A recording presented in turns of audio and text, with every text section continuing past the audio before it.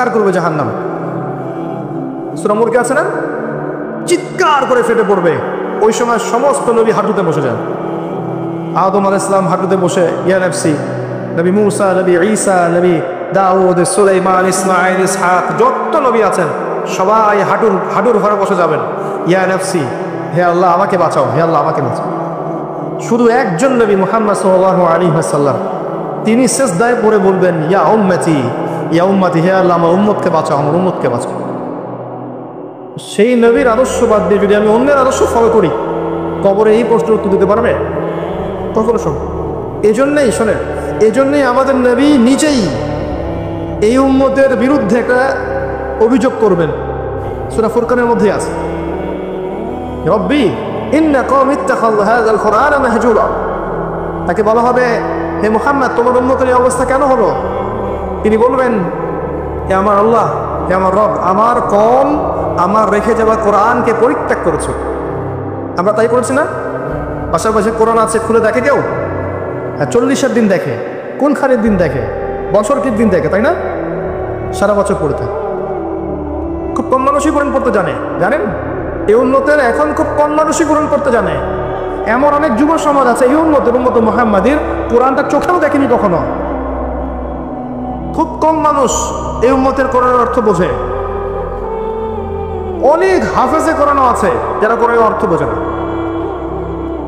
খুব কম প্রতিষ্ঠান আছে যেখানে কোরআন বাধ্যতামূলক করানো হয়, 1% 2% হবে না, যেখানে কোরআন বাধ্যতামূলক করানো হয়। এরপরে আলাদা করে মাদ্রাসা খুলতে হয়েছে যেখানে কোরআন পড়ানো হয়। এই উম্মত কোরআনকে পরিত্যাগ করেছে, কোরআনের বিধিবিধানগুলো পরিত্যাগ করেনি। খুব কম মানুষ আছে এই উম্মতের 5 ওয়াক্ত নামাজ পড়ে, খুব কম মানুষ এই উম্মতের যাকাত দেয়, খুবই কম মানুষ এই উম্মতের আছে যারা হালাল খায়, জিনা থেকে দূরে আছে, মাদক থেকে দূরে আছে, কমই মানুষ আছে। এজন্যই নবীজি বলেছেন সাল্লাল্লাহু আলাইহি ওয়াসাল্লাম, 73টা দল হবে উম্মতের, একটা জান্নাতে যাবে, বাকি 72টা জাহান্নামে যাবে। এজন্যই 1999 জন মানুষ জাহান্নামে যাবে। সতর্ক হয়ে যান, আমরা কোরআনকে যেন পরিত্যাগ না করি। এই 3টার উত্তর কি হলো? তাওহীদে থাকবেন, ইনশাল্লাহ উত্তর দিতে পারবেন। 2 নাম্বার, দিনকে পরিপূর্ণরূপে পালন করবেন, ইনশাল্লাহ উত্তর দিতে পারবো। 3 নাম্বার, নবীর আদর্শ মেনে চলবেন, ইনশাল্লাহ উত্তর দিতে পারবেন। তারপরের 5-এ যান, এখানে গিয়ে আপনাকে করা হবে সারা জীবন কিভাবে কাটিয়েছে, ওই যে উত্তর দিলাম। প্রত্যেকটা দিন যদি আপনি নবী সাল্লাল্লাহু আলাইহি ওয়াসাল্লামের সুন্নাহ মতো চলতে পারেন, সকাল থেকে সন্ধ্যা পর্যন্ত, এটা যদি ধরে রাখতে পারেন মাসের পর মাস, বছরের পর বছর, আপনার সারা জীবনই তো ইবাদত, তাই না? তখন সহজ হবে, হে আল্লাহ আমি সারা জীবন তোমার নবীর আদর্শে চলেছি। সহজ। যৌবন কোন কাজে ব্যয় করেছ? এখনকার এই ভোগ বিলাসিতা ত্যাগ করে, এই বাড়ি গাড়ি, টাকা পয়সা, গার্লফ্রেন্ড, পণ, হাবিজাবি, মাদক ছেড়ে দিয়ে এখনই যদি যুব সমাজ তওবা করে ফিরে আসে, এখন থেকে দিনের পড়াশোনা করে, কোরআন পড়তে শেখে, আরবি ভাষা শেখে, কোরআন নিয়ে গবেষণা করে, হাদিস পড়ে, দিনের মেহনত করে, আলেম ওলামার সোহবতে থাকে, দিনের কল্যাণে কিছু করে, যৌবনটাকে আল্লাহর পথে কাজে লাগায়, এর উত্তর দিতে পারবে না? পারবে, যে আমি আমার যৌবনটা আল্লাহ তোমার রাস্তায় বিলিয়ে দিয়েছি। কত মুসলিম কন্টিনেন্ট আছে যে কন্টিনেন্টে ইসলাম ঢুকেছে যুবকদের তরবারের মাধ্যমে। এই মোহাম্মদ বিন কাসিম, তারেক বিন জিয়াদ যুবক ছিলেন। ওই সময়কার সিচুয়েশন এমন ছিল, ইসলামিক গভর্নমেন্ট ছিল। এখন আবার বের হয়ে যায় না তরোয়ার নিয়ে। এই কথা শুনে যে আবু তাহের ভাই তরোয়ারের কথা বলেছে, এখন সিচুয়েশন সেটা নয়। তাদের ইমারত ছিল, খেলাফা ছিল, ইসলামিক হুকুমত ছিল, সেখান থেকে রাষ্ট্রপ্রধান ফোর্স পাঠিয়েছিলেন। এখন আপনাকে কে পাঠাবে? এখন আপনি বড়জোর কোথায় যেতে পারেন? বড়জোর আপনি ইউরোপ আমেরিকা গিয়ে প্রবাসী হতে পারেন। এখন বড়জোর দেখা যাবে যে বিশ্বের পরাশক্তিগুলো একটা ভেজাল বাঁধিয়ে দিয়েছে, সেই ভেজালের মধ্যে আপনাকে ফোর্স হিসেবে পাঠানো হয়েছে, আপনি চলে গেলে ওদের দ্বন্দ্ব মেটানো। যাই হোক, এই যৌবনকালে যারা আল্লাহর ইবাদত করবে, নবী সাল্লাল্লাহু আলাইহি ওয়াসাল্লাম বলেছেন আরশের ছায়ার নিচে আল্লাহ পাক তাদেরকে ছায়া দিবেন। এর চেয়ে বড় সৌভাগ্য হতে পারে? যুবকদের হাতে ইসলামী বিজয় লেখা আছে। এই জামানার যুব সমাজ এবং তার পরবর্তী প্রজন্ম ইনশাল্লাহ আমরা বিশ্বাস করি আগামী দিনের সোনালী দিন তারা দেখে যাবে ইনশাআল্লাহ। তবে শর্ত হচ্ছে সমস্ত পাপ থেকে তওবা করে আজকেই দিনের পথে ফিরে আসতে হবে। যুবক যুবতী সবাইকে বলছি, একজন যুবক যেমন একটা কমিউনিটির জন্য যথেষ্ট, একজন যুবতী মাও কিন্তু দেখবেন একটা জাতির ভবিষ্যৎ গড়ে দিবেন স্যার। একটা যুবতী মা যদি এখন মেয়ে যদি তওবা করে মা হয়, পরবর্তীতে মুমিনা হয়, মুসলিমা হয়, সালেহা হয়, তার গর্ভ থেকে যদি একটা আহমদ বিন হাম্বাল বের হয়, একটা ইমাম আবু হানিফা বের হয়, একটা ইমাম শাফি বের হয়, একটা তারেক বিন জিয়ার বের হয়, আগামী দিন দেখবেন যে ওই মানুষরাই এই সমাজ পরিবর্তন করে ফেলেছেন স্যার। তো আমরা তাদেরকে আল্লাহর পথে ফিরে আসার জন্য তওবা করার নসিহত করবো। আল্লাহ পাক তৌফিক দান করুন, আমিন। জিজ্ঞেস করা হবে কোন পথে অর্থ উপার্জন করেছ? আজকে সুদ খাচ্ছি, ঘুষ খাচ্ছি, দুর্নীতি করছি, আত্মসাৎ করছি, পরোয়া করছি না। কোন পথে খরচ করেছো? যা ইচ্ছা তাই খরচ করছি। বাড়ি করে রেখেছেন স্লেপে, থাকার লোক নাই, আপনি পড়ে আছেন ওইখানে। লন্ডন বানিয়ে রেখেছেন, জায়গাটাকে লন্ডন বানিয়ে রেখেছেন, পড়ে আছেন ওইখানে। কিছু কথা বলি, মন খারাপ করেন না। যেখানে আপনি সোনালী ভবিষ্যৎ খুঁজছেন, ওর পতন খুব সামনেই। যে সভ্যতাটাকে আপনি সিভিলাইজড মনে করছেন, আপনার জীবন প্রতিষ্ঠিত হয়ে গেছে, আপনি গ্রিন কার্ড পেয়ে গেছেন, হ্যাঁ আপনি সিকিউরড, দেশ তো ভালো না, দেশের জনগণ ভালো না, আপনি আপনার প্রতিভাগুলো ওখানে বিকিয়ে দিচ্ছেন, মনে করছেন এটা সাস্টেইন করবে। শুনে রাখেন, এই বিশ্বের ভবিষ্যৎ এমন দিকে যাচ্ছে যে পশ্চিমা সভ্যতা বলে কোনো সভ্যতার অস্তিত্ব থাকবে না ইনশাআল্লাহ। ইনশাআল্লাহ তারা সবচেয়ে অন্ধ এবং সবচেয়ে বোকা শ্রেণীর মানুষ যারা ওখানে স্থায়ী বাস করেছে। আমার কাছে তারা সবচেয়ে অন্ধ মানুষ, কারণ তারা দুই চোখ দিয়ে দেখতে পারছে না, এক চোখওয়ালা। এটা সিকিউরড লাইফ নয়, আপনি ধ্বংসের দিকে গিয়েছেন। সেখানে ইসলামিক পরিবেশ নেই, ইসলামিক অনুশাসন নেই, সেখানে জালেম কুফফারদের দৌরত্ব আছে, এবং যারা ঐক্যবদ্ধভাবে সারা বিশ্বে মুসলিম কিলিংস করছে, ওদের ওখানে আপনি শান্তি খুঁজছেন। আপনার প্রতিভাগুলো দেশকে দেওয়া যেত না? দেশকে দিয়ে প্রতিবাদী এগিয়ে নিয়ে যায় না? প্রয়োজনের খাতিরে গিয়েছি, ঠিক আছে, ফিরে আসেন, এনাফ। একটা বিষয়ের জন্য গিয়েছেন, অর্জন হয়েছে, চলে আসেন। নিজের প্রতিভা দেশকে দেন, দেশের কল্যাণে কিছু করেন, কোনো প্রজেক্ট লঞ্চ করেন, কিছু করেন, ক্রিয়েটিভ কিছু করেন। সমাজ যদি পরিবর্তনের চেষ্টা আপনি না করেন, আর যদি শুধু দোষ দিয়ে যান সমাজটা ভালো না, দেশটা ভালো না, দুর্নীতিতে ভরে গেছে, এই হয়েছে সেই হয়েছে, তো এর পিছনে তো আমিও দায়ী। আমি তো এটাকে দূর করার জন্য প্রচেষ্টা চালালাম না। আর যেখানে আপনি রঙিন সম্পদ দেখছেন, ওই সভ্যতাটার সামনে ধ্বংস হয়ে যান। দেখে নিয়ে নাসিহাত থাকবে, ওখানে নিজের চিরস্থায়ী আবাস করতে যায় না। একটা ভুল ডিসিশন হচ্ছে। কোন পথে উপার্জন করেছেন, উপার্জনের কথা বলতে গিয়ে এদিকে আসলাম। প্রত্যেকটা ক্ষেত্রে উপার্জনে খেয়াল রাখতে হবে যে আমি হালাল নিচ্ছি কিনা, হারাম থেকে দূরে আছি কিনা। হালাল খান, অল্প খান, অল্পে তুষ্ট থাকেন, আল্লাহ পাক আপনাকে অল্প আমলে নাজাত দিয়ে দিবেন। সব অল্প আমল এনাফ, নাজাত দিয়ে দিবেন। দেখেন বেলাল রাদিয়াল্লাহু আনহু, কৃষ্ণকায় মানুষ, দরিদ্র মানুষ, আল্লাহ পাক তাকে কাবা ঘরের উপর উঠে আজান দেওয়ার সৌভাগ্য দিয়েছে। আব্দুল্লাহ ইবনে মাসউদ মেষ চড়াতেন, আল্লাহ পাক রাইসুল মুফাসসিরিন বানিয়েছেন। তাফসীরকারদের মধ্যে শ্রেষ্ঠ তাফসীরকার তিনি, সবচেয়ে বড়। আল্লাহর হাতে রিজিক, হালালে থাকেন, আল্লাহ রিজিক দিবেন ইনশাআল্লাহ। কিয়ামত হবে না আপনার রিজিক না শেষ হলে, আপনার মৌত হবে না আপনার চালের দানা বাকিরা থাকলে। আসমান জমিন সৃষ্টি 50,000 বছর আগে আল্লাহ রিজিক লিখেছেন। একটা চালের দানা পৃথিবীতে রেখে আপনি বিদায় দিবেন না। এক ঢোক পানি না খেয়ে, যেটা পৃথিবীতে আছে ওটা না খাওয়া পর্যন্ত আপনি যাবেন না পৃথিবীতে। অস্থির হচ্ছেন কেন? হারামে যাচ্ছেন কেন? সুদ খাচ্ছেন কেন? ঘুষ নিচ্ছেন কেন? দুর্নীতি কেন করছেন? রিজিক আল্লাহর হাতে, আল্লাহ দিবে আপনাকে।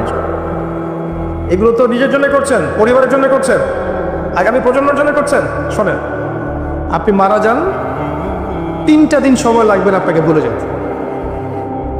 আপনি মারা যান, কবরে চলে যান, যাদের জন্য সারা জীবন ঘুষ খেয়েছেন, দুর্নীতি করেছেন, আপনি সুদ খেয়েছেন, আত্মসাৎ করেছেন, যাদের জন্য করেছেন, নিজের এবং যাদের জন্যে, এরা আপনাকে 3 দিনের বেশি মনে রাখবে। মারা যাওয়ার সাথে সাথেই আপনার দলিলাদি, জমি জমা, ব্যাংক ব্যালেন্স নিয়ে কারাকারি শুরু করবে। আল্লাহকে চিনলেন না আপনি, হারামে যায় না, আল্লাহর অবস্থায় হারামে যায় না। কোন পথে ব্যয় করেছো? এই যে অপব্যয়। 10টা বাড়ি বানিয়ে রেখেছেন, দেশে নাই, বিদেশে পড়ে আছে, অপব্যয়। এই টাকাটা আপনি সমাজের কল্যাণে কোনো প্রজেক্টে কাজে লাগাতে পারতেন। প্রচুর অপব্যয় করি আমরা কিন্তু অপব্যয় করে জাতি। অজুর পানি থেকে শুরু করে একদম রাষ্ট্রীয় সম্পদ পর্যন্ত অপব্যয় করতে থাকে। অজু করবেন, দেখবেন 10 জনের পানি দিয়ে একজন অজু করবে। জারিমানের যত বেশি, তার ট্যাপের স্পিড তত বেশি। অজুরও পানির লিমিট আছে। হ্যাঁ, নবী সাল্লাল্লাহু আলাইহি ওয়াসাল্লাম অল্প পানিতে অজু করেছেন। এর মানে এই না যে সেখানে পানির স্বল্পতা ছিল এই জন্যে। এমনকি তিনি বলেছেন, এই যে ঝর্ণার ধারেও যদি অজু করো, তারপর অজুর পানি থেকে খেয়াল রাখতে অপচয় করা যাবে না। অজুর পানি থেকে শুরু করে একদম সমাজ থেকে শুরু করে বিশ্ব রাষ্ট্র সব জায়গায় যান, অপচয় অপচয় অপচয় অপচয়। আর দেখবেন জনগণ বুঝেই হয়, আমরাও মাশাআল্লাহ সেরকমই জাতি। একটা জিনিস করে দিয়েছে রাষ্ট্র, দেখবেন ওটার মূল্য আমরা বুঝবো না। সুন্দর রাস্তা করে দিয়েছে, সুন্দর সেতু করে দিয়েছে, দেখবেন সরকারি মাল, দরিয়া মেডাল, তা নষ্ট করতে থাকে, কোনো সমস্যা নাই। অথচ ওইটা আমাদের সম্পদ, আমাদের আমানত। এই রাস্তা রক্ষা করবে তা আমার, আমি জনগণ। গভর্নমেন্ট একটা জিনিস করে দিয়েছে, এটা রক্ষা করবে তা আমার। তো যদি আমি মনে করি যে সরকারের টাকা যায় যাক, আমি নষ্ট করলাম, তো সমস্যা কি? এটা খেয়ানত, এটা আমারও তো খেয়ানত হলো। তারাও যেমন করে আমরাও করি। দেখবেন উপর থেকে একটা হাতি আসে, হাতিটা আস্তে আস্তে আস্তে আস্তে আস্তে আস্তে মাছি হয়ে গেছে। হাতির কান, ডাল, মাথা, পা এলা আকামড়াকামড়ি করে খেতে খেতে খেতে খেতে একটা মাছি পাবে।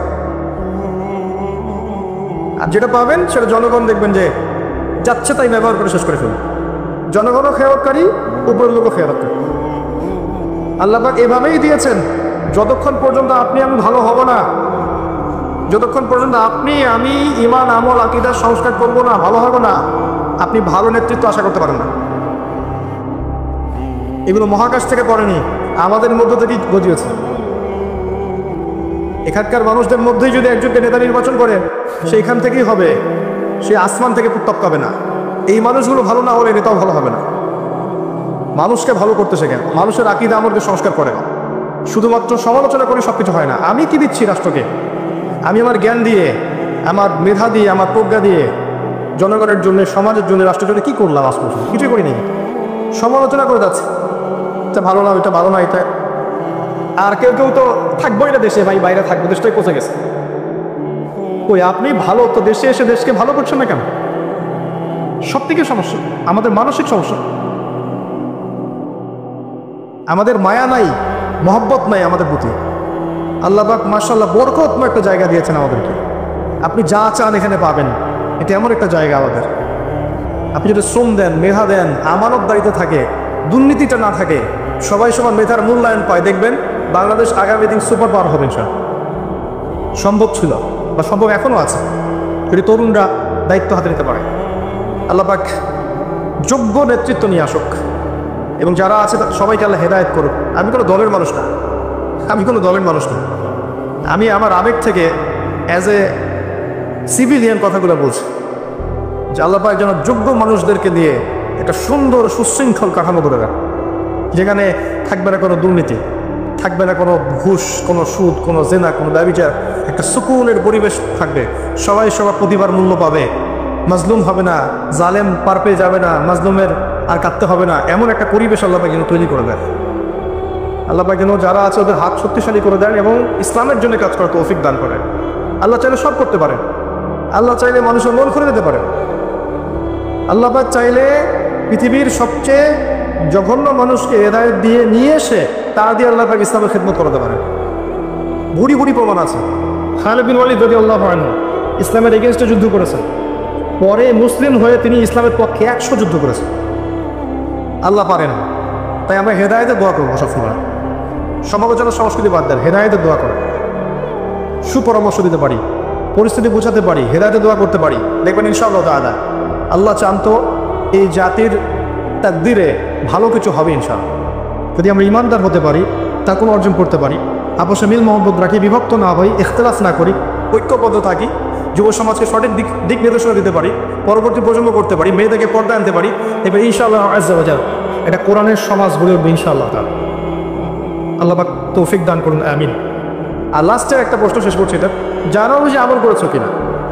আর এই জায়গায় আসলে সব জায়গায় ধরা খাবো আমরা, যারা এই চেয়ারে বসে কথা বলছি। জানা অনুযায়ী আমল করেছো কিনা। খুব ডিফিকাল্ট, খুবই ডিফিকাল্ট। এবং এই আমানতদের রক্ষা করা এত কঠিন যে আসমান জমিন পাহাড় পর্বত এই দায়িত্ব নিতে চায় না। সূরা আহজাব পড়ে দেখেন, ইন্না আরাদনাল আমানাতা আলাস সামাওয়াতি ওয়াল আরদ ওয়াল জিবাল ফাআবাইনা আন ইয়াহমিলনাহা ওয়া আশফাকনা মিনহা ফাহামালা আল ইনসান ইন্নাহু কানা যালুমান জাহুলা। আল্লাহ পাক বলেছেন না, আমি এই আমানত, কোরআন সুন্নাহর ইসলামের আমানত আমি আসমানে জমিনে এই পৃথিবীতে দিতে চেয়েছিলাম, পাহাড়ে দিতে চেয়েছিলাম। ওরা নিতে চায় নাই, ডিনাই করেছে। মানুষ নিয়েছে, কারণ মানুষ জাহেল এবং জালেম। আমরা অজ্ঞ, জালেম। আমানত নিয়েছে, দিন শিখেছি। কোরআন সুন্নাহর জ্ঞান থাকার পরে যদি আমি এই চেয়ারে বসে আমার কথা অনুযায়ী আমল করতে না পারি, তাহলে আপনার আগে আমাকে জাহান্নামে যেতে হবে। নাউযুবিল্লাহ। আমরা আল্লাহর কাছে আশ্রয় চাচ্ছি। সর্বপ্রথম যে ব্যক্তিকে দিয়ে জাহান্নাম উদ্বোধন করা হবে, সেই ওই তিনজন ব্যক্তির একজন হচ্ছে আলেম, যে ইলম অনুযায়ী আমল করেনি।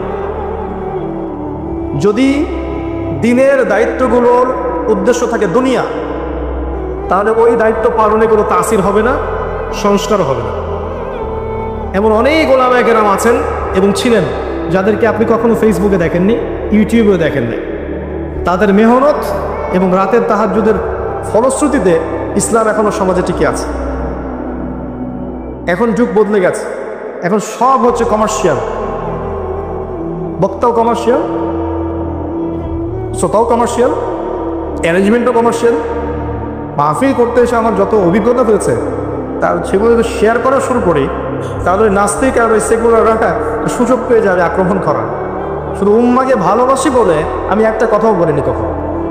এমন কিছু অভিজ্ঞতা আমার হয়েছে, এমন কিছু অভিজ্ঞতা আমার হয়েছে যেটা বললে শুধুমাত্র ইসলামের বিরোধী শক্তির একটা ভাগ পেয়ে যাবে, এটা চিন্তা করে আমি কখনো কিছু বলিনি। কারণ আমি যদি 1 লাইন বলি, আরেকজন 10 লাইন বলবে, আর আমি যদি আবার 10 লাইন বলি, আরেকজন 20 লাইন বলবে। এই 10-20 করতে করতে ইসরায়েল আরেকটা মিসাইল বানিয়ে ফেলবে। বুঝতে পারছেন? ভিতরে হিংসা, রিয়া, লোক দেখানো আমল, হিংসা, গীবত, তমত, একে অপরের সমালোচনা করা, কাকে টেনে নামানো যায়, কার পিছনে খোঁচানো যায়, কাকে বিতর্কিত করা যায়, এগুলো তো পারদর্শী হয়ে গেছে আমরা। এগুলো করতে করতে ইসলামী বিরোধী শক্তির যে উপকারটা আমরা করে দিয়েছি, এটা আপনি কল্পনা করতে পারবেন। শত শত দলাদলি, বিভক্তি, একজন একজনের বিরুদ্ধে, এই দল ওই দলের বিরুদ্ধে, এ ওর বিরুদ্ধে, এ আলেম ওর বিরুদ্ধে, এ ওর গীবত, এই একটা বিষয় বলবে, আরেকজন লাইভে এসে তার বিরুদ্ধে আরেকটা বলবে।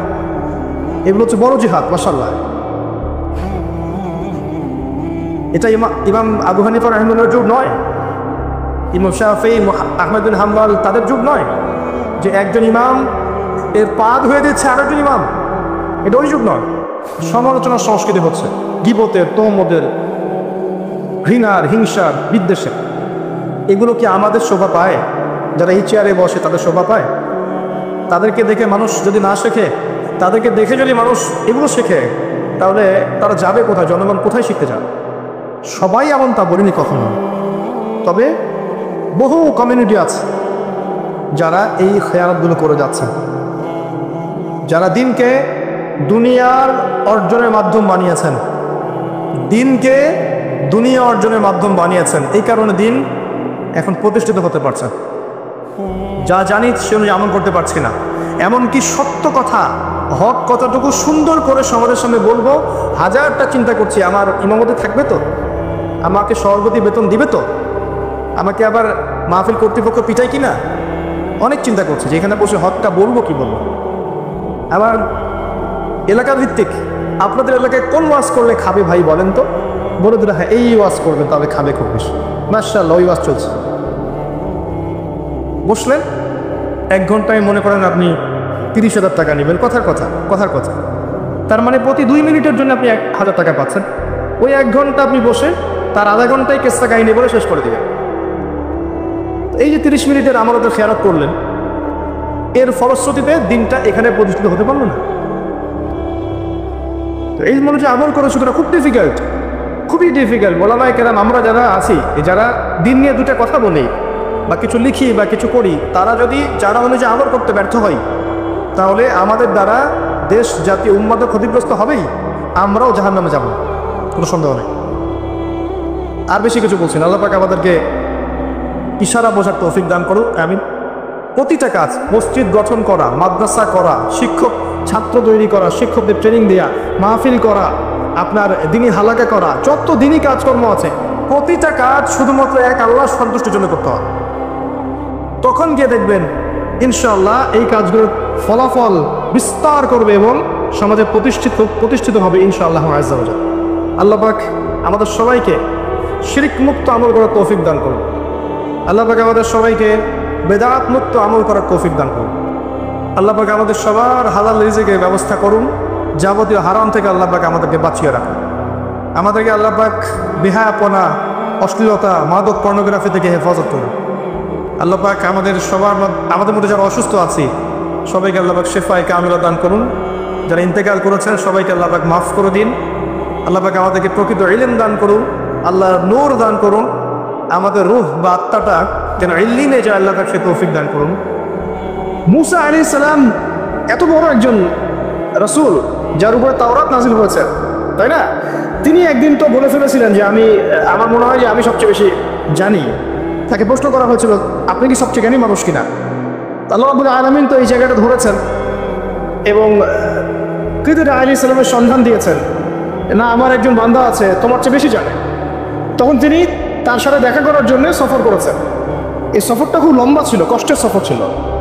সফর করে তিনি যখন তাকে পেয়েছেন ওই খিদর আলাইহিস সালামকে, তো খিদর আলাইহিস সালাম বলেছিলেন যে ইন্নাকা লান তাসতাতিআ মা'ইয়া সাবরা, আমার কাছে এমন জ্ঞান আছে আল্লাহর পক্ষ থেকে যেটা অর্জনের ব্যাপারে তুমি আমার সাথে ধৈর্য ধরতে পারবে না। তুমি মুসা আমার সাথে ধৈর্য ধরতে পারবে না।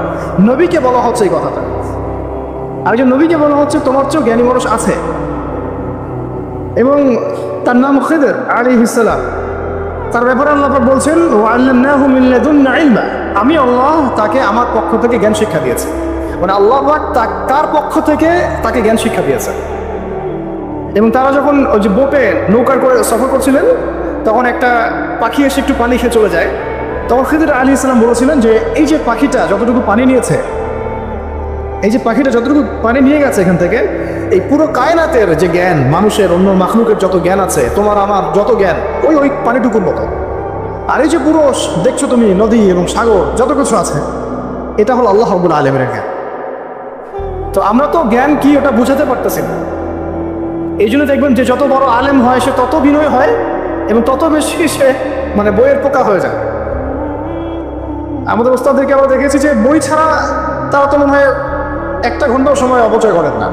কিতাব থাকেই হাতে অথবা সাথে ব্যাগে চলতে ফিরতে, খালি বই পড়ছে না পড়ছে। তো এটা একটা সুরত। তাহলে আমরা বুঝলাম যে জ্ঞানের কোনো শেষ নাই। তাহলে যেহেতু কোনো শেষ নাই এবং জ্ঞানের মূল উৎস আল্লাহ রাব্বুল আলামিন, তাহলে এটা একটা লাইফ লং প্রসেস।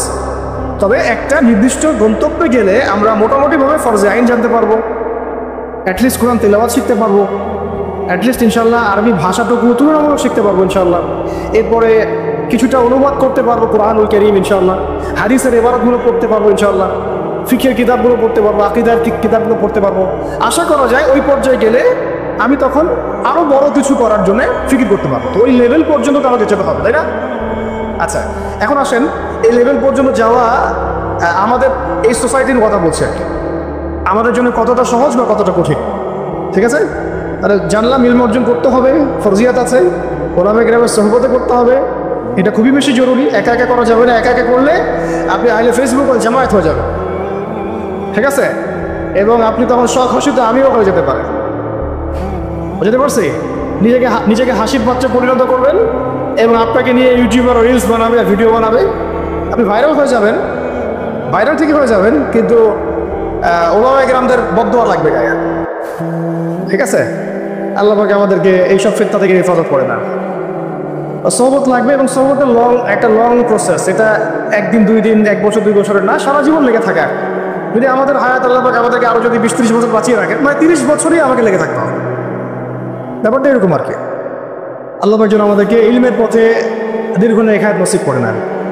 এরপরে আসে আমরা জানলাম যে এখন শিখতে হবে কি, অন্তত পক্ষে আল কোরআনুল কারীমের বিশুদ্ধ তিলাওয়াত, তারপরে আরবি ভাষা, কোরআনুল কারীমের যে ব্যাকরণ, এতটুকু ব্যাকরণ, অনুবাদ, পাশাপাশি হাদিসের কিতাব পড়ার যোগ্যতা অর্জন করা, ফরজে আইনের জ্ঞান তো অর্জন করবেনই, ফিকহের জ্ঞান অর্জন করা, আকীদার জ্ঞান অর্জন করা, সিরাত গুরুত্বপূর্ণ সাবজেক্ট কি সিরাতের জ্ঞান অর্জন করা, ইসলামের ইতিহাসের জ্ঞান অর্জন করা, ইসলামী অর্থনীতির জ্ঞান অর্জন করা, এবং এর পাশাপাশি বর্তমান বিশ্বের অর্থনীতি, বিশ্ব ব্যবস্থা, ভূগোল, হ্যাঁ ভূরাজনীতি, এগুলো আমাদের তো জানা আছে মোটামুটি, যেহেতু আমরা জেনারেল ব্যাকগ্রাউন্ড থেকে আসছি। এগুলো তো ইউনিভার্সিটিতে পড়েছেন মাশাআল্লাহ। এমনকি ইউনিভার্সিটিতে আপনারা অনেকে ওয়েস্টার্ন ফিলোসফি পড়েছেন, আমার চেয়ে বড় ভালো জানেন। অনেকে ম্যাথামেটিক্সে এখানে আছেন, অনার্স মাস্টার্স করেছেন, কেমিস্ট্রিতে আছেন, ফিজিক্সে আছেন, অনেক বড় বড় জায়গা থেকে মানুষ এসেছেন, MBBS ডক্টরও আছে। তো এই পড়াশোনা তো মাশাআল্লাহ আপনার আছেই। এখন কোনটা ল্যাকিংস? ইসলামিক বেসিক পড়াশোনার ল্যাকিংস আছে, তাই তো? এখন আমাদের সামনে দুটো রাস্তা। একটা হচ্ছে বাংলাদেশের শিক্ষা সিস্টেমটা আপনি দেখবেন দুই ভাগে বিভক্ত। একটা ভাগ হচ্ছে মাদ্রাসা শিক্ষা ব্যবস্থা, একটা হলো জেনারেল শিক্ষা ব্যবস্থা। এবং মাদ্রাসা শিক্ষা ব্যবস্থা তাদের মতো করে তারা সাজিয়ে নিয়েছেন, এবং এটার মধ্যে মাশাআল্লাহ যা আছে তার বেশিরভাগই কি আমাদের সবার জন্য উপকারী। হয়তো মাদ্রাসা শিক্ষার কারিকুলামে জেনারেল শিক্ষার কিছু সাবজেক্ট নাই, যেমন ধরেন ফিজিক্স নাই, বা সায়েন্সের বেসিক সায়েন্সগুলো নাই, ইংরেজি হয়তো সব জায়গায় বাধ্যতামূলক না, কিছু কিছু জায়গায় হয়তো আছে। তারপরে ভূরাজনৈতিক প্রেক্ষাপটগুলো নাই, ইকোনমিক্সের পড়াশোনাটা কম। মানে যে পড়াশোনাগুলো এখন ওয়ার্ল্ডকে ডিল করতে প্রয়োজন হচ্ছে, এগুলো কিছু কিছু ক্ষেত্রে কোনো কোনো মাদ্রাসায় নাই। আর যে মাদ্রাসাগুলো পুরোপুরি আধ্যাত্মিক, ঠিক আছে, ইলম এবং তাসাউফে পরিপূর্ণ, ওই মাদ্রাসাগুলোতে এই সাবজেক্টগুলোর প্রয়োজনও নাই। কারণ ওইটা যদি ওখানে ঢুকানো হয় তখন সেখানকার রুহানিয়াত নষ্ট হয়ে যাবে। এই সেন্সে ওগুলো এভাবে আছে, এটা পারফেক্ট আছে। হয়তো তারা যখন আলেম হয়ে যাবেন, দাওরা হাদিস পাস করবেন, মানে ইফতা দিয়ে ফেলবেন, এরপরেও তারা চাইলে কিন্তু ইংরেজিতে একটা কোর্স করতে পারেন, ICTর কোর্স করতে পারেন, তাই না, কম্পিউটার সায়েন্সের কোর্স করতে পারেন। এভাবে তারা তাদের সেলফ স্কিল ডেভেলপমেন্ট করতে পারে। তো ওইদিকে তাদেরকে আর কোনো রকম চাপ দেওয়ার সুযোগ নাই, বা দেওয়ার দরকারও নেই, উচিত না। আমাদের দিকে আসেন, বাকি সাবজেক্ট আরেকটা ডিপার্টমেন্ট হচ্ছে জেনারেল ডিপার্টমেন্ট, তাই না? এখন আমাকে একটা প্রশ্ন উত্তর দেন যে মাদ্রাসা ব্যাকগ্রাউন্ডের স্টুডেন্টের সংখ্যা বেশি না জেনারেল ব্যাকগ্রাউন্ডের স্টুডেন্টের সংখ্যা বেশি? আচ্ছা, কোনো জরিপ আছে আপনাদের কাছে কত পার্সেন্ট বেশি? কোনো আইডিয়া আছে যে আমাদের মাদ্রাসা ব্যাকগ্রাউন্ডের স্টুডেন্ট সংখ্যা কত এবং জেনারেল ব্যাকগ্রাউন্ড স্টুডেন্টের সংখ্যা কত? জি, মোটামুটি কাছাকাছি গিয়েছেন আপনি। 25% আমাদের দেশে মাদ্রাসা ব্যাকগ্রাউন্ডের মানুষ আছে। কত পার্সেন্ট? 25%। 75% হচ্ছে আমাদের জেনারেল ব্যাকগ্রাউন্ডের মানুষ। কোন ব্যাকগ্রাউন্ডের? জেনারেল ব্যাকগ্রাউন্ড, মানে আপনারা যারা আমাদেরকে মানে ইংরেজি শিক্ষিত বলেন আর কি, তাই না? এটা হচ্ছে 75%। আরেকটা বিষয় নোটিস করেন, সেটা হচ্ছে বাংলাদেশের পলিটিক্স, বাংলাদেশের সংবিধান, বাংলাদেশের সংসদ সদস্য, MP মন্ত্রীরা, অর্থনীতির সিস্টেম, ব্যাংকার, ফাইন্যান্স যারা ডিল করেন, গার্মেন্টস সেক্টর যারা ডিল করেন, যারা সমাজের নেতৃত্ব দিচ্ছেন, ঠিক আছে, তারা সবাই তাদের দেখা যায় 98%ই জেনারেল ব্যাকগ্রাউন্ড থেকে আসছেন, ঠিক আছে? আচ্ছা, বাকি 25% মানুষ আমাদের মাদ্রাসা ব্যাকগ্রাউন্ডের সাথে সম্পৃক্ত। এখান থেকে ওলামায়ে কেরাম প্রডিউস হচ্ছেন, তারা আমাদেরকে নীতি নৈতিকতা, দিন, ইসলাম এগুলো শিখাচ্ছেন। একটা জিনিস আপনি খেয়াল করেন, যদি আপনি কোনো আলেমকে বলেন যে আপনারা হয়তো 10 জন আছেন, এখানে 10 জনের মধ্যে ধরেন যে 8 জন হচ্ছে আলেম বা মাদ্রাসা ব্যাকগ্রাউন্ডের, 2 জন হচ্ছে জেনারেল ব্যাকগ্রাউন্ডের, তখন ওই 2 জন জেনারেল ব্যাকগ্রাউন্ডের কাউকে ওলামায়ে কেরাম ইমামতির দায়িত্ব দিবেন না। দিবেন কি? নামাজি ইমামতের দায়িত্ব দিবেন? কেন দিবেন না? কারণ তারা খুব ভালো করেই জানেন এটা অনেক সমস্যা হতে পারে, তিলাওয়াতে ভুল হতে পারে, অর্থ বিকৃত হয়ে যেতে পারে, বা তার চেয়ে অনেক যোগ্য ব্যক্তির সামনে আছেন, তাই তো? দেখেন, মসজিদের ইমামতির দায়িত্বের ক্ষেত্রে আমরা জেনারেল ব্যাকগ্রাউন্ডের মানুষকে কিন্তু অতটা প্রায়োরিটি দিব না। স্বাভাবিক, যত ভালোই তেলাওয়াত আপনি করেন না কেন, যত ভালোই আপনি মানে কোরআনের হিপ করেন না কেন, দেখা যাবে যে না, সেখানে ওলামায়ে কেরামদেরকেই প্রাধান্য দেওয়া হবে। এটা দেওয়াই উচিত, এটাই স্বাভাবিক, এটাই হবে। কিন্তু আমার একটা প্রশ্ন আছে, মসজিদ, মাদ্রাসা, ওয়াজ মাহফিলের প্যান্ডেল, লেকচারের এই মানে ডায়াসগুলো, এই জায়গাগুলোতে দেখা যাচ্ছে আমরা জেনারেল ব্যাকগ্রাউন্ডের মানুষদেরকে অতটা প্রায়োরিটি দিচ্ছি না, সঙ্গত কারণেই দিচ্ছি না। কিন্তু আবার রাষ্ট্রের অনেক বড় বড় সেক্টর, যেগুলো রাষ্ট্রের সবচেয়ে বড় বড় department, for example medical sector, for example finance, garments sector, economic sector, এবং সবচেয়ে বড় কথা হচ্ছে শিক্ষা সিস্টেম, শিক্ষা কমিশন, MP মিনিস্টার্স এবং পার্লামেন্ট, এই সমস্ত সেক্টরে আমরা জেনারেলের হাতে দায়িত্ব দিয়ে নিশ্চিন্তে ঘুমাচ্ছি, তাই না বিষয়টা? অথচ রাষ্ট্রে এটা হচ্ছে 80% সেক্টর। তাহলে এখানে আমার একটা প্রশ্ন হচ্ছে যে কেন আমরা দিন শিখে ওইসব সেক্টরগুলোতে যাব না? আর যদি এই সেক্টরগুলো জেনারেল ভাইদেরকে ডিল করতে হয় তাহলে কেন তাদেরকে দিন শেখাবো না? আমার কোশ্চেন আছে, যেহেতু আমি তাকে ইমামতির দায়িত্ব দেওয়ার জন্য মুনাসিব মনে করছি না, তাহলে কিভাবে আমি তাকে রাষ্ট্রের দায়িত্ব দিলাম? আমাকে উত্তর দেন। আমি তাকে যে একজন একটা মাদ্রাসার মোতামি বানাবোই না কখনো, কারণ তার সে যোগ্যতা নাই। আমি তাকে ইমামতির দায়িত্ব কখনোই দিব না, কারণ তার সে যোগ্যতা নাই বলে আমি মনে করি। তাহলে কিভাবে আমি আমার পুরো দেশের ইকোনমিক সিস্টেমের দায়িত্ব এই 8-10 জন 20 জন 100 জন জেনারেল মানুষকে দিয়ে দিলাম? কোনো প্রতিবাদও করলাম না, কিছু বললামও না, বা আমরা সেখানে যাওয়ার চেষ্টা করলাম না, বা ওখানে যারা আছে তাদেরকে আমরা ইসলাম শেখানোর চেষ্টা করলাম না, বা ওই রাষ্ট্র যারা চালায় এমপি মন্ত্রীরা পার্লামেন্টে যারা বসে আছে, রাষ্ট্র তো এরা চালায় না, তাদের নিচে আরও অনেক মানুষ আছে, উপরে অনেক মানুষ আছে, ডানে অনেকে আছে, বামে অনেকে আছে, আবার যারা গার্মেন্টসে আছে, যারা এখানকার মানে আমরা বলি না চাপ প্রয়োগের সংস্থা, তারা আছে, বিভিন্ন এনজিওস আছে, অ্যাসোসিয়েশন আছে। তো এই সবাই মিলে তারা রাষ্ট্রকে ডিল করে। তো তাদের সংখ্যা নিশ্চয়ই কয়েক কোটি তো হবেই। তাদের উপর আমরা পুরো দেশের দায়িত্ব কীভাবে ছেড়ে দিলাম, এটা আমার প্রশ্ন আর কি। যেখানে আমি একটা মসজিদের দায়িত্ব তাকে দিতে চাচ্ছি না, বা দেওয়ার মতো সে যোগ্য না, এবং দেওয়াটা মুনাসিবও না। তাহলে সমাধান কি এখানে? সমাধান হচ্ছে দুটা। একটা হচ্ছে আমাদের ওই 25% মানুষকেই ওই জায়গাগুলোতে যেতে হবে। কে ওই 25% মানুষকেই শুধু মসজিদ, মাদ্রাসা এবং মক্তব এইসব জায়গায় সীমাবদ্ধ না রেখে আস্তে আস্তে গ্র্যাজুয়ালি শিক্ষা কমিশনে, শিক্ষা ডিপার্টমেন্টে, সাংস্কৃতিক ডিপার্টমেন্টে, ইকোনমিক্সের ওয়ার্ল্ডে, এবং সবচেয়ে বড় কথা ওই পলিটিক্যাল ওয়ার্ল্ডে অ্যাপ্রোচ করতে হবে। তাহলে দেখা যাবে ইনশাআল্লাহ একটা পরিপূর্ণ ইসলামিক রাষ্ট্রের দিকে আমরা যেতে পারবো। অথবা এই সেকশনে যে মানুষগুলো আছে তাদেরকে মহব্বতের সাথে কাছে ডেকে বা তাদের কাছে দিনকে সহজলভ্য করে এমনভাবে তাদেরকে তৈরি করা যেন তারা ওই লেভেলে গেলে রাষ্ট্র যেন বিপথে না যায়। ঠিক যেমন আমি মসজিদ সামলাতে পারছি, সে যেন যোগ্যতা নিয়ে রাষ্ট্র সামলাতে পারে। এই কাজটা কিন্তু আসলে আমার মনে হয় না খুব বড় স্কেলে কখনো হয়েছে, বা আমাদেরকে এটা ফিকির আমরা করেছি। আল্লাহ আমাদের তৌফিক দান করে রাখেন। এখন রাস্তা হচ্ছে দুটো। একটা হচ্ছে কি আপনার জেনারেল শিক্ষা এবং মাদ্রাসা শিক্ষা। এটা নিয়ে আমি কথা বলছি না, মাদ্রাসা শিক্ষা নিয়ে। জেনারেল শিক্ষা নিয়ে এখন আপনাদের সাথে কথা আর কি। এটা হচ্ছে একটু করা হবে, হজম করতে হবে, একটু হজম করতে হবে আর কি। আমরা যখন দেখেন সময় আছে হাতে, আমরা যখন জন্মগ্রহণ করেছি একটা সেকুলার পরিবারে, আমাদের বেশিরভাগই ইসলামিক কোনো ফ্যামিলিতে হয়তো জন্ম নেয় নাই। এমনই হয়, মাদ্রাসা ব্যাকগ্রাউন্ড আলাদা হিসাব। যারা জেনারেল লাইনের ছাত্র আর কি, তারা কিন্তু বেশিরভাগই সেকুলার পরিবারগুলো থেকে আসছেন আর কি। পরিবার আমাদেরকে শিখিয়েছে ছোটোবেলা থেকেই যে প্লে নার্সারি 1, 2, 3 থেকে পড়াশোনা করতে হবে। আস্তে আস্তে আমি কী করবো, বৃত্তি পরীক্ষা দেবো 5-এ, দেন 8-এ, তারপরে আমি এসএসসি যাবো, এইচএসসি যাবো, অনার্স মাস্টার্স করে আমি অনার্স মাস্টার্সের আগে তো বিয়ে করা যাবে না, হারাম, তাই না? হারাম করে দেওয়া হয়েছে আর কি সমাজ থেকে। তারপরে চাকরি খুঁজবেন আপনি, জুতা ক্ষয় করবেন আরও 2-3 বছর। কেউ বিসিএস ক্যাডার হবেন, কেউ ইঞ্জিনিয়ারিংয়ে যাবেন, কেউ ডক্টর হবেন। মানে জন্মের আগে পিঠে একটা সিন মারা হয় বিএনপি না হলে আওয়ামী লীগ, আর না হলে একটা সিন মারা হয় ডাক্তার না ইঞ্জিনিয়ার, তাই না? এটা স্বপ্ন। অথবা সরকারি কোনো চাকরি পেতে হবে। এইভাবে এই মেজাজে কিন্তু আমাদেরকে গড়ে তোলা হয়েছে।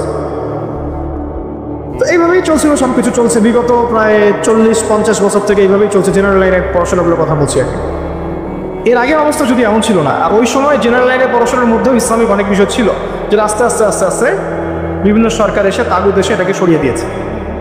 এখন এই সিস্টেমের মধ্যে বুকে হাত দিয়ে বলেন তো ভাই যে আপনারা কত বছর পড়াশোনা করেছেন? মিনিমাম 20 বছর, মিনিমাম 20 বছর। এবং প্রত্যেকটা ক্লাসে আপনাদেরকে 8টা-10টা করে বই পড়ানো হয়েছে, আমাদেরকে পড়ানো হয়েছে। এবং এই বইগুলোর মধ্যে বেসিক ইসলাম তো কখনো ছিলই না। আমরা প্রাইমারি পাস করেছি ক্লাস 5 পর্যন্ত। প্রাইমারি পাস করা বাংলাদেশের কোটি কোটি স্টুডেন্টকে যদি আপনি সূরা ফাতিহার তিলাওয়াত ধরেন, তারা বলতে পারবে না। এটা বাস্তবতা।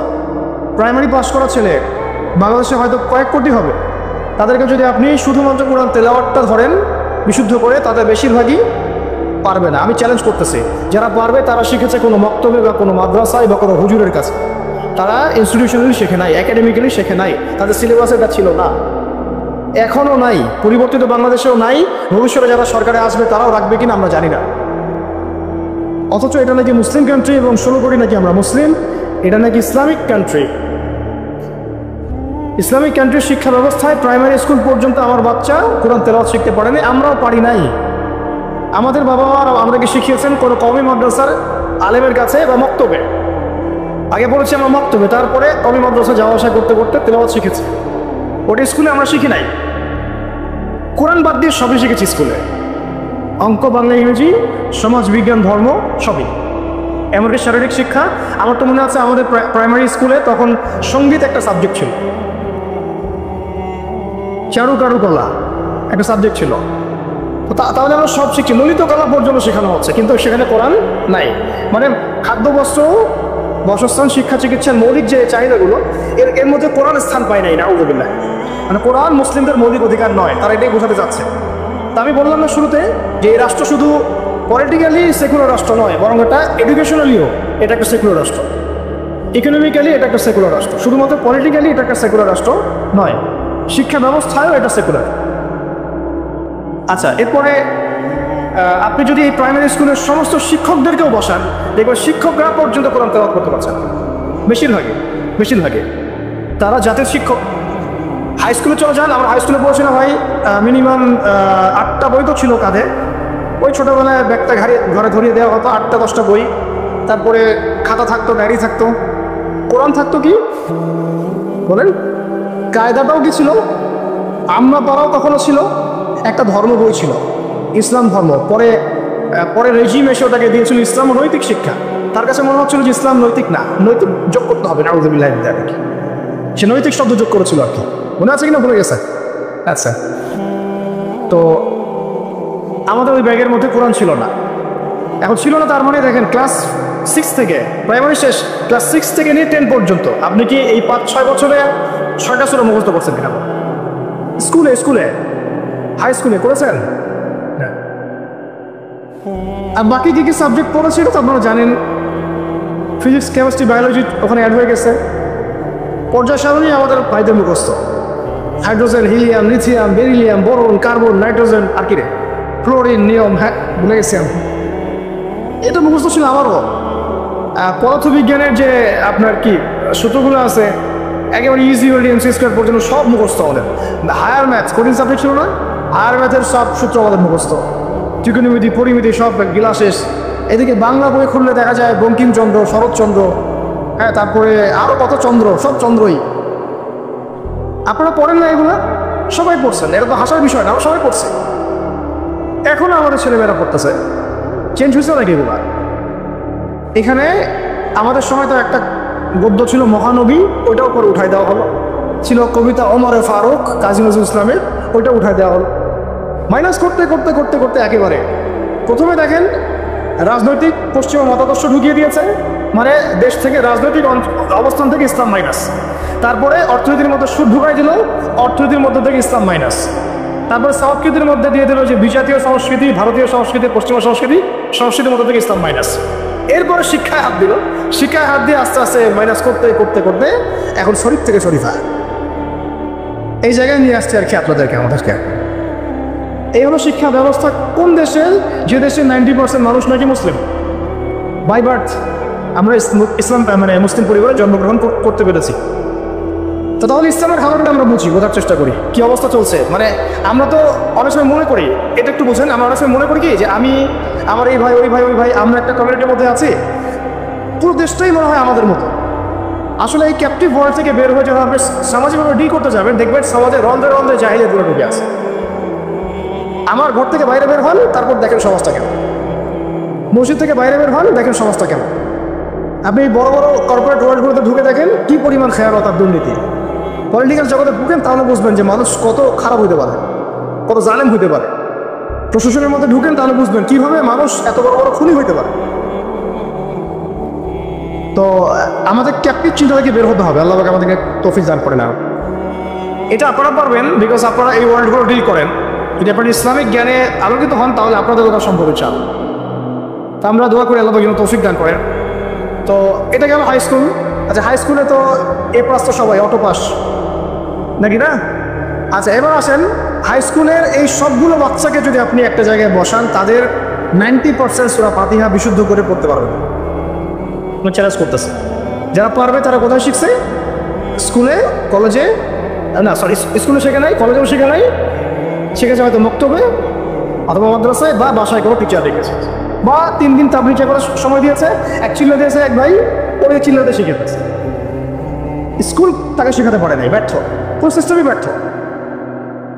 এবার এই হাই স্কুলের সব টিচারদেরকে বসান একটা জায়গায়, তাদেরকে বলেন স্যার ম্যাডামদেরকে যে sir madam please kindly recite only সূরাতুল ফাতিহা ফ্রম দ্য গ্লোরিয়াস কোরআন। এতটুকু বলে যে ভাই স্যার বা ম্যাডাম আপনি শুধু কোরআন থেকে সূরাতুল ফাতিহাটা আমাদেরকে বিশুদ্ধ করে তেলাওয়াত করে শোনান। দেখেন আপনি 80% টিচার পারে কিনা। আই ডোন্ট থিঙ্ক সো, আমি মনে করি না তারা পারবে।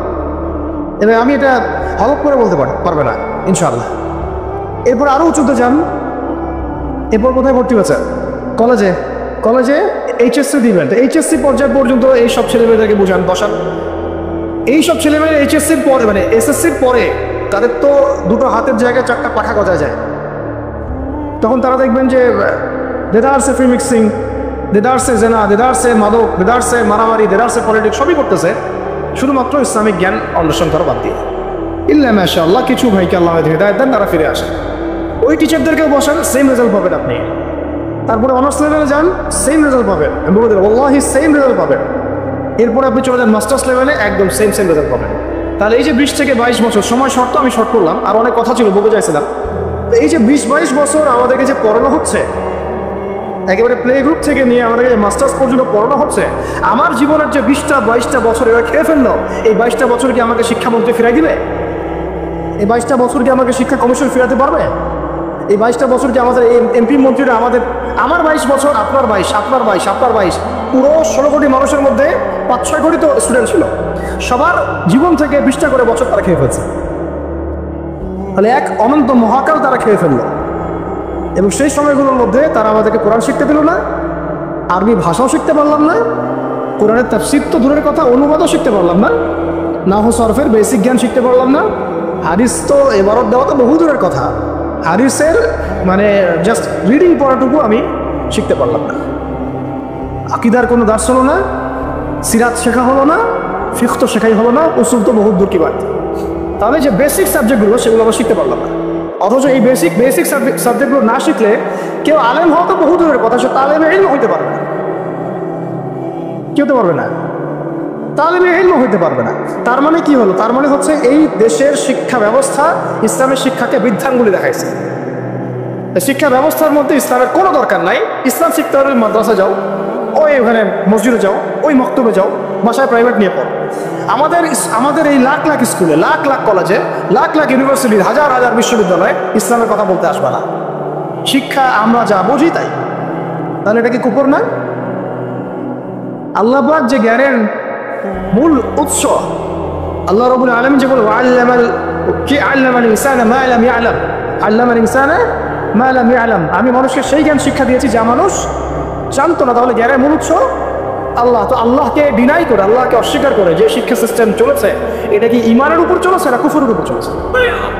আর শিক্ষার মধ্যে শিরক আছে, কুফর আছে, বুঝাতে পারলাম কিন্তু সেম ইকোনমিক্স নিয়ে যদি একদিন কথা বলি দেখবেন এখানেও আল্লাহকে বাদ দিয়ে অর্থনীতি সাজানো হয়েছে। আর রাজনীতির কথা বাদ, ওটা পুরোটাই ডুবে আছে তাগুদের উপর, পুরোটাই তাগুদের সিস্টেমের উপর।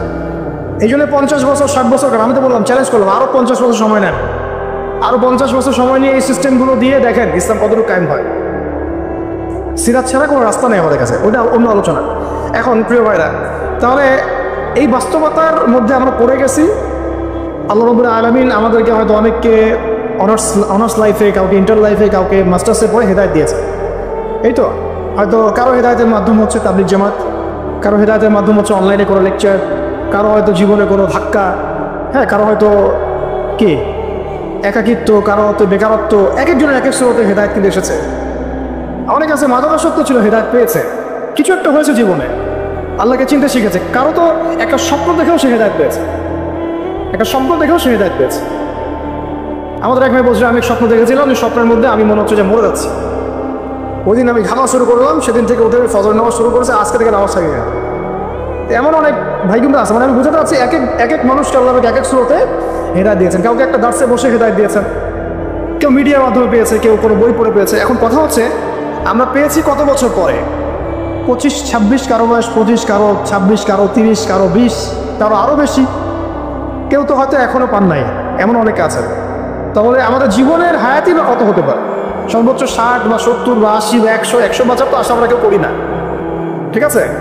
গড় আয়ু এই উম্মার 60 বছর থেকে 65 বছর। এখন তাহলে বাকি আছে কতটুকু? যদি ধরি 20 বছর 25 বছর, তাহলে এখনও যদি এই বাকি 20 বছর আমি দিনের জ্ঞান শেখার জন্য ওয়াকফ করতে না পারি, তাহলে আমার চেয়ে বোকা পৃথিবীতে দ্বিতীয় কোনো মানুষ নেই। এই চেতনা জাগ্রত করার জন্য এতগুলো কথা বলা, যে এখনও যদি আমরা ওই আগে যেভাবে 25 বছর 30 বছর কাটিয়ে এসেছি, সেম স্টাইলে যদি কাটাতে চান ওই 3টা ধোকায় পড়ে, তাহলে আল্লাহি আমার আপনার মতো বোকা এবং আহাম্মক মানুষ পৃথিবীতে আর কেউ নাই। তাহলে বাকি সময়টুকু কাজে লাগে ইনশাল্লাহ। আর কাজে লাগাবেন কীভাবে? এই হচ্ছে লাস্ট কথা, আজানের আগে লাস্ট কথা হচ্ছে এটা, কাজে লাগাবো কীভাবে? আর কাজে লাগানোর জন্য আপনার কাছে আমার ক্ষুদ্র জ্ঞানে কয়েকটা অপশন আছে। এক হচ্ছে আপনি কোনো একজন বরেণ্য আলেমকে ধরেন, আলেমকে ধরে তার দরবারে, তার দার্সে, তার মাদ্রাসায় পড়ে থেকে ইসলাম শিখেন, যেটা হয়তো সবার জন্য সম্ভব হবে না, তবে এটাই সবচেয়ে মুনাসিব পদ্ধতি। কেন বললাম? কারণ সালাফগণ এইভাবেই দিন শিখেছেন। ওলামায়ে কেরাম এর দরবারে দার্সে পড়ে থাকতেন, তাদের মাদ্রাসায় পড়ে থাকতেন, তাদের খেদমত করতেন, তার সাথে চলাফেরা করতেন, যেভাবে হোক ইলম শিখতেন। ইলম মানে তো শুধু লিখা আর পড়া না, ইলম মানে অনেক কিছু। ইলম মানে আখলাক, ইলম মানে আমল, ইলম মানে তাসকিয়া, অনেক কিছু ইলমের অন্তর্ভুক্ত। ইলম শুধু কিন্তু সার্টিফিকেটের নাম নয়। ওই মুসা আলাইহিস সালামকে আল্লাহ পাক বললেন, না তোমার চেয়ে জ্ঞানী মানুষ আছে। তিনি তো নবী ছিলেন, রাসূল ছিলেন, সুবহানাল্লাহ। তো এটা হচ্ছে একটা উপায় বা সুরত, যে একজন বরেণ্য আলেমকে খুঁজে বের করে তার সাথে মাশওয়ারা করে তার সহবতে থাকা, কন্টিনিউয়াসলি তার কাছে যাওয়া আসা করতে থাকা, এবং তিনি যে দিক নির্দেশনা দেন সেভাবে পড়াশোনা করা। এটা হয়তো সবার পক্ষে পসিবল নাও হতে পারে। দ্বিতীয় সুরত হচ্ছে যে এখন যে যেখানেই আছেন সেখান থেকে শিফট করে মাদ্রাসায় ভর্তি হয়ে যেতে হবে। মাদ্রাসায় ভর্তি হয়ে গিয়ে কোথা থেকে পড়া শুরু করবেন? যেহেতু আপনি এখনো তিলাওয়াতও জানেন না, তাহলে তিলাওয়াত থেকে। যেহেতু আপনি এখনো হয়তো কেউ তিলাওয়াত জানেন, কোনো হিফজ করা হয়নি, কিছুটা হিফজ করতে হয়, অথবা হিফজ করেছেন কিছু, এখন আপনি নাওসাব থেকে শুরু করবেন, আরবি ভাষা থেকে শুরু করবেন, আস্তে আস্তে বড় ক্লাসে যাবেন। এখন আপনারাই জানেন ভালো করে যে আপনারা কোন পর্যায়ে আছেন। দেখা যাবে বেশিরভাগই কোরআন তেলাওয়াতও এখনো বিশুদ্ধ করে করতে পারছে না, বেশিরভাগই আরবি ভাষাও জানছে না। তাহলে এখন কি আপনাদের এই বয়সে মাদ্রাসায় শিফট করা পসিবল কিনা? বেশিরভাগের ক্ষেত্রে কি পসিবল? দেখা যাবে হয়তো 5%, 10% পারবেন, বাকিরা কিন্তু পারবেন না। তাহলে তাদের কি সুরত? তাদের জন্য আরও সুরত হচ্ছে, এটা খুব একটা ইফেক্টিভ না, তারপরেও এটা একটা মন্দের ভালো অপশন। সেটা হচ্ছে অনলাইনে অনেক কোর্সেস আছে বিভিন্ন প্রতিষ্ঠানে, সেখানে হয়তো 3 মাস 4 মাস 6 মাস করে বিভিন্ন কোর্স করতে করতে কিছুটা জ্ঞান শেখা, তাও সেটা একা একা না, ওই ওস্তাদদের সহবতে থাকতে হবে, পরামর্শ করে থাকতে হবে। অনলাইনের একটা সেকশন হতে পারে, এই সেকশনে আমরা ইলম শিখতে পারি ইনশাআল্লাহ। এটা একটা সেকশন হতে পারে, এটা নিয়ে আমি পরে কথা বলছি ইনশাআল্লাহ। মাগরিবের পরে প্রশ্নোত্তর পর্বে কিছু কথা হবে ইনশাআল্লাহ। এটা 4 নম্বর সুরত হচ্ছে অফলাইনে মাদ্রাসায় ভর্তি না হয়েও ওলামায়ে কেরামের সোহবতে, তাদের তত্ত্বাবধানে এইরকম 6 মাস 3 মাস 1 বছর 2 বছর এরকম কিছু কোর্সের মধ্য দিয়ে শরিয়া গ্র্যাজুয়েশনের দিকে যাওয়া, শরিয়া গ্র্যাজুয়েশন কোর্সের মধ্য দিয়ে, অথবা ইসলামিক ডিপ্লোমার কোর্সের মধ্য দিয়ে, বা সাবজেক্ট ওয়াইজ বিভিন্ন কোর্সের মধ্য দিয়ে আপনি একটু একটু করে জ্ঞান শিখতে পারবেন। এটা একটা সুরত হতে পারে। আরেকটা হতে পারে যে তাবলীগের সময় দিয়ে, বেশি সময় দিয়ে ওলামায়ে কেরামদের সোহবত এখানে পাবেন, ওইখানে আবার কোরআন তেলাওয়াত থেকে শুরু করে আস্তে আস্তে একটু একটু করে আগানো। তো মূল পড়াশোনা কিন্তু এই 4-5টা মাধ্যমের মধ্যে ওই 2টাই। একটা হলো আপনার মাদ্রাসা শিফট হয়ে ভর্তি হয়ে পুরো ক্লাসিক্যাল সিলেবাসে পড়াশোনা করা, যেটা বেশিরভাগের ক্ষেত্রে পসিবল হয় না। আরেকটা হলো ওলামায়ে কেরামদের কোনো একজন, অন্তত একজনকে ধরে রেখে তার সাথে নিসবত রেখে যাওয়া আসা করতে করতে তার কাছে জ্ঞান শিখতে থাকা। এছাড়া কিন্তু জেনারেল শিক্ষিত এই ভাইদের জ্ঞান শেখার খুব একটা রাস্তা আমার জানার মধ্যে আমার চোখে পড়ে না। বাকি যেটা আপনাদের সামনে পড়ে সেটা হলো আহলুল ফেসবুক ওয়াল জামাআহ, যেটার মধ্য দিয়ে আপনারা জ্ঞান শিখবেন না, বরং জাহালাত শিখবেন। অল্প কিছু জ্ঞান শিখতে পারেন, অমুক একটা লেকচার দিচ্ছে, ভাই আপনার লেকচার শুনলাম, এই কথা বলছেন, ওই কথা বলছেন, এইগুলো জাস্ট বিচ্ছিন্ন একটা কাটিং পিস আর কি। আমরা এই যে আজকে যে লেকচারটা হলো, এই লেকচারটা হয়তো পুরোটা অনলাইনে আপনি কখনো পাবেনও না, এমন হতে পারে।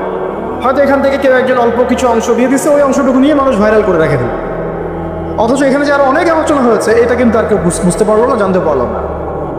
একইভাবে যারা এই ফেসবুকিং করে আর ইউটিউবিং করে, তাদের বেশিরভাগ কিন্তু দিনের জ্ঞানে পাণ্ডিত্য অর্জন করে নাই, তাই তাদের ম্যাক্সিমামই জানে না কোন অংশটুকু প্রচার করতে হবে আর কোনটা প্রচার করতে হবে না। এই কারণে তারা এমন এমন অংশ প্রচার করে যেটার প্রচার করলে ওদের কাছে মনে হয় ভিউজ বেশি হবে। ওই ভিউজের ধান্দায় গিয়ে তারা সমাজে ফিতনা ছড়ায় দেয়। আর একটা বিতর্কিত বক্তব্য কারো চলে গেলে আমাদের তো একটা দায়িত্ব আছে, বিতর্কিত বক্তব্য আসলে আমাকে আবার কাউন্টার দেওয়াই লাগবে। তখন বিভিন্ন আলেম আবার বসে বসে ওয়াজ মাহফিলে কাউন্টার দেওয়া শুরু করবে। আবার ওই কাউন্টার পিসগুলোকে নিয়ে তারা আবার রিল তৈরি করবে, টিপ তৈরি করবে, করে আবার কাউন্টার ভিডিও দিবে। এই চলতে থাকবে, মূল আলোচনা থেকে জাতি বঞ্চিত হয়ে যাবে। তো এই জগৎটাতে আপনি ইলম পাবেন না, বরং বেশিরভাগই জাহালাত পাবেন। তার প্রিয় ভাইরা এবং বোনদেরকেও বলছে একই সাথে, বোনদের কথা বলতে ভুলে গেছে, আমার মনে ছিল না যে এখানে কিছু বোন আছে। এখন এটা হলো আপনাদের কাছে তাও কিছু সাহসিকতা আছে যে ঠিক আছে আমি জব ছেড়ে দিলাম বা আমি আমার পড়াশোনা ছেড়ে দিলাম, দিয়ে আমি মাদ্রাসায় ভর্তি হয়ে গেলাম। এই সাহস তো করে অনেকদিনই ভাই, করে না? করছে অনেকে বলছে ঠিক আছে আমি অফলাইনে শিখবো, ওস্তাদের কাছে শিখবো 6 মাস 6 মাস 1 বছর 2 বছর যা লাগে লাগুক আমি শিখবো। এরকম সাহস কিন্তু অনেকদিনই ভাই দেখান। অনেকে আপনার অ্যাভেলেবল আলেমকে পান, তাদের সবুরও যেতে পারেন, তাদের সাথে কথা বলতে পারেন, বাট বোনরা কি করবে? তাদের তো সাপ্তাহিক তালিম ছাড়া আর কিছুই করার থাকে না। এমনকি বিয়ে হয়ে গেলে তো সংসারে চলে যায়, তখন তো সন্তান প্রতিপালন করতে তাদেরকে সব কিছু ব্যয় করতে হয়। তারা কিন্তু তখন ইলম শেখার সুযোগটা পান না। আর এই বোনরা যখন ইউনিভার্সিটিতে পড়েন, সেখানে মেসে থাকেন, তাই না? ওখানে দেখা যায় বাসার থেকে টাকা পাঠায় বা প্রাইভেট পড়ে টিউশনি করে তারা ইউনিভার্সিটিতে পড়াশোনা করেন। এবং অনেক দিনই সেখানে হ্যারাসমেন্টের শিকার হন, পর্দার খেলাফ কাজ করতে হয়, টিচারদের দ্বারা হ্যারাসমেন্ট হন, বন্ধুর দ্বারা হ্যারাসমেন্টের শিকার হন, কোনো সময় ধর্ষণের ঘটনাও ঘটে। আর কখনো ধর্ষণ না হলেও ফ্রি মিক্সিংয়ের কারণে অনেকেই জানায় লিপ্ত হয়ে যেতে পারে, তাই না? এটা কি পার্সেন্টেজ কম না বেশি? এটাও কিন্তু খুব মানে মহামারীর মধ্যে ছড়াইছে বিষয়টা। এই প্রমাণ আমরা সবাই জানি, আমরা বাইরে হয়তো বলছি না, কিন্তু আমরা জানি ভিতর থেকে এটা হয়। তো এখন এই বোনদের দিন শেখার ফিকিরটা কি? তারা কিভাবে দিন শিখবে বলেন? আপনারা বলেন আমরা কি করবো এই বোনদের জন্য? কি করতে পারি আমরা তাদের জন্য?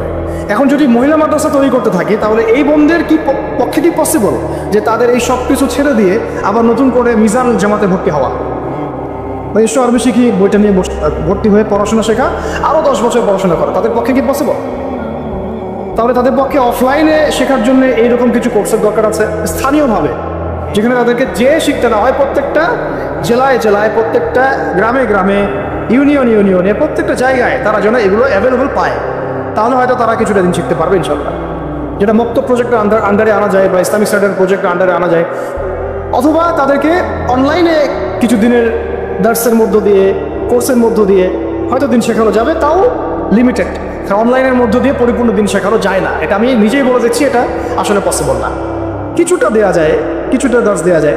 আপনারা এখানে বসে আছেন, একটা আই কন্ট্যাক্ট হচ্ছে, মাথা নাড়াচ্ছেন, আমার কথা বুঝতে পারছেন। অনলাইনে আমি জাস্ট কানের মধ্যে একটা এয়ারফোন লাগাইলাম, আর আমি দেখছি এখানে কতজন জয়েন করেছে, আমি আমার বক্তব্য দিয়ে গেলাম, ওকে পড়া ধরলাম, দিল, যে পড়া করলো না, আমি ততটুকু করতে পারলাম না। এখানে যদি আমার বাচ্চা থাকে 100টা, আমি কিন্তু একজন করে টিচার দিয়ে আমি পড়াতে পারতাম। তো অনলাইনে পরিপূর্ণ আসলে সেই ইলমের যে নূরটা, সেই যে তাসিরটা, এইটা আসে না আর কি। তো ওইটাও একটা মন্দের ভালো অপশন। তাহলে দেখেন আমরা কত বড় বিপদে আছি। বিপদটা কি গেস করতে পারছি? আমরা কত বড় বিপদে আছি। ইলম শেখার ইচ্ছা থাকলেও আরেকটা উপায় আমাদের সামনে থাকছে না। সবচেয়ে বড় আমাদের মানে ভয়ঙ্কর বিপদটা কি? অনেকের ইলম শেখার ইচ্ছা আছে, কিন্তু আপনি উপায় বের করতে পারছেন। তাহলে এই 4টা 5টা 6টা উপায়ের বাইরে যদি কোনো উপায় থাকে, তাহলে আপনারা আমাকে জানাবেন। আর যদি দেখা যায় এর বাইরে কোনো উপায় নাই, তাহলে এই 4টা 5টা উপায়ের মধ্যে কোনো একটা আপনাকে গ্রহণ করতে হবে। গ্রহণ করে ইনশাআল্লাহ তাআলা ইলম শিখতে হবে।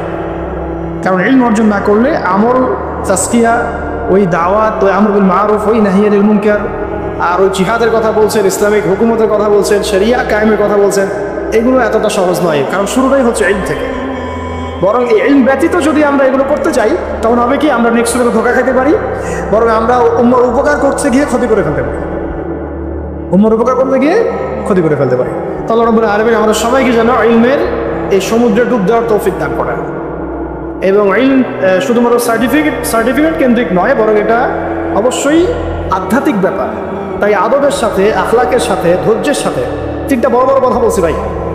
আদবের সাথে বেয়াদবরা কখনো ইলম অর্জন করতে পারে না। ওয়াল্লাহি বেয়াদবরা কখনো ইলম অর্জন করতে পারে না।